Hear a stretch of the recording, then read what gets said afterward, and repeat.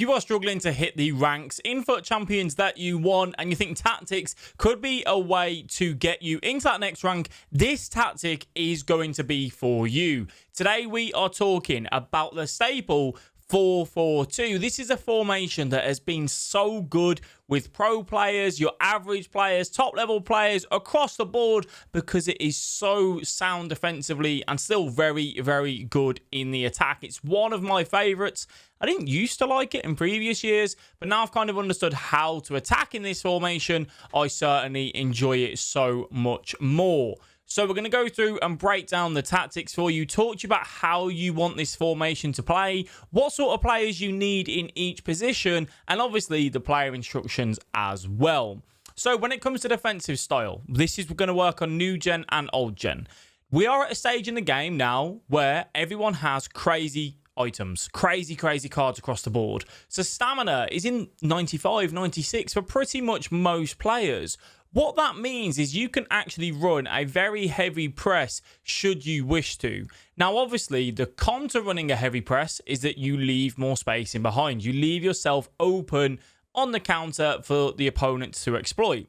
So what I went here is I didn't want to go press on possession loss because obviously that tells your whole team to press for 7 seconds once you lose the ball. That's a little bit too risky for me as a starting tactic, as a starting formation.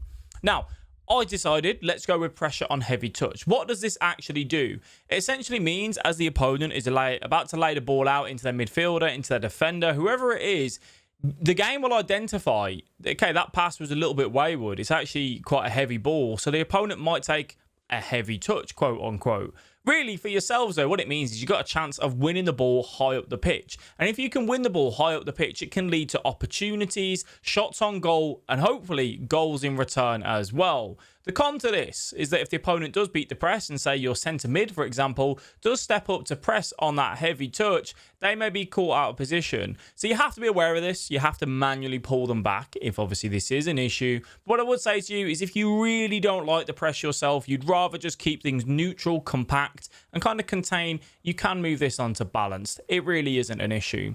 Now, defensive width. The way we want to defend in this formation is to keep it compact in the middle and make it extremely difficult for your opponent to break through. So we're going to give up the area on the wings ever so slightly. The key part to this is do not, I repeat, do not let your opponent get down towards the byline. You have to kind of be aggressive out with your fullback and try and force him to turn backwards and go back to their centre mid or just go backwards in general. Because if they beat you out on that byline, you then have to pull your centre back over, you'll leave a man free in the middle, and it makes it really difficult to cover those cutbacks across. We know how strong they are on FIFA 23. So be mindful of that. You might say, okay, well, Al, if that's the case, why don't we run 70 width here? Why don't we do that? What that then does, it leaves you open for the through balls in between your defenders. It's too risky. So 35 to 40 is going to be your best bet. Now, we all know, well, you might not know, to be fair. I'm assuming there. And you know what assuming does? It makes an ass out of you and me. If you don't know, if you run 71 depth or higher, what you can get every now and then is as the opponent is in your kind of, final third, your defensive line will step up on their own accord and almost do like a mini offside trap. We ran this here on this formation. Because I wanted to be heavy on the press, I wanted to run a high line, I wanted to make it really difficult for the opponent to play in between my midfield and defence. Kind of encouraging them to try and go in behind so I can catch them offside or I can catch them all together. Now you might say, whoa, 71 depth is not for me. I can't run that. That's too high. That's not a problem. Old gen users, I say this in every tactics video, switch this over to 40, 45. New gen users, I think 50 is a good benchmark. But if you are wanting to get maybe some quick and easy wins, have a little go with a higher depth. The key part to this is you have to be able to right stick switch to cover any balls in behind, any crosses, anything that may come from there. Now, build up play. Pretty much most people you'll see balanced and forward runs or direct passing here. That's what you'll see. No one really tinkers with this too much. I've done slow build up recently with the Man City video, which we did over on the YouTube channel as well. I've done fast build up, and that can be really, really good, but also leaves you open on the counter. Long ball is great if you can hit on the counter. And I know you're playing against the 5 at the back right now, aren't you? You're getting sick of playing against the 5 at the back.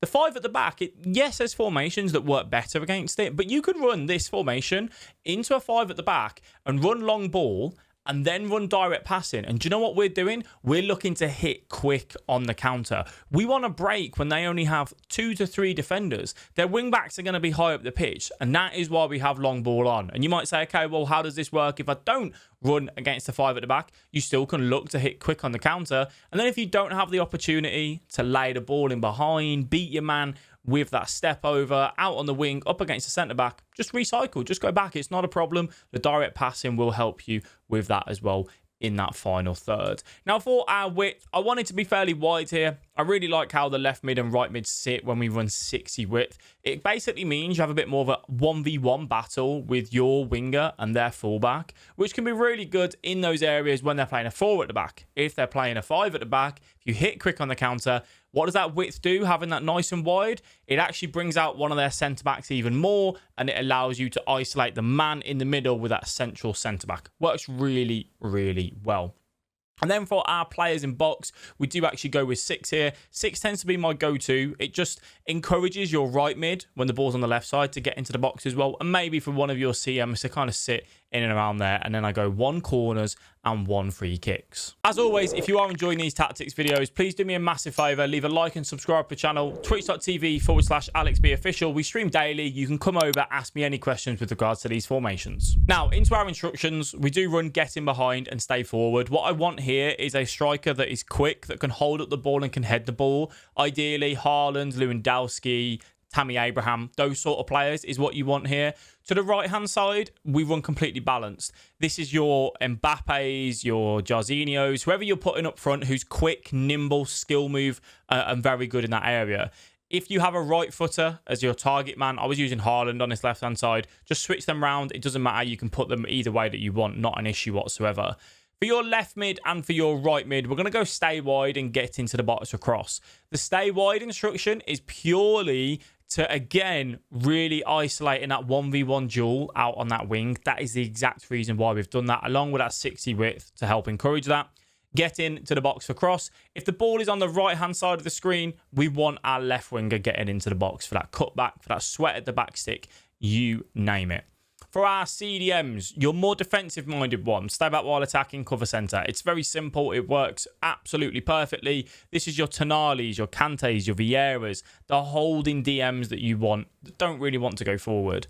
For your right centre mid, this is your more advanced centre mid. This might be your Modric, your Kevin De Bruyne, your Bellingham, your Nkunku, whoever it is that you have in this role that's good getting forward and getting backwards. We run balanced and cover centre. The balance just allows them to linger forward just a little bit in those areas. Now, for your right backs and left back, this is where I've gone different. We've not done this before in the 4-4-2. We've gone inverted and stay back while attacking. Why do we go inverted? Well, if you do want to get forward with your fullback, we already know that our winger is so wide. We don't want them to be kind of fighting for the same space on the pitch. So having them inverted just means they come on the inside ever so slightly and you can play off each other really well there. And then no other instructions for our centre-backs or our goalkeepers. So I'd really recommend you to give a go with this 4-4-2. As it always goes with custom tactics, it's all about the fundamentals and how you are triggering runners, how you are defending, how you are building up in that midfield. You have to take into account that it obviously comes down to you as a player to get these tactics to click and work. So just ensure that you're constantly working on your game to develop and improve, and then you'll see even more benefits out of whatever tactics you run. For our FIFA Hardcore as well, we do also run a podcast, which is available on Spotify and on Apple. A link in the description for that. Come on over. It's where we have a one-to-one chat with a content creator, pro FIFA player, whoever it may be, and talk everything about them and FIFA. If you want to see if we could go 20-0 with Manchester City's tactics, click this video right here and it will take you over to that.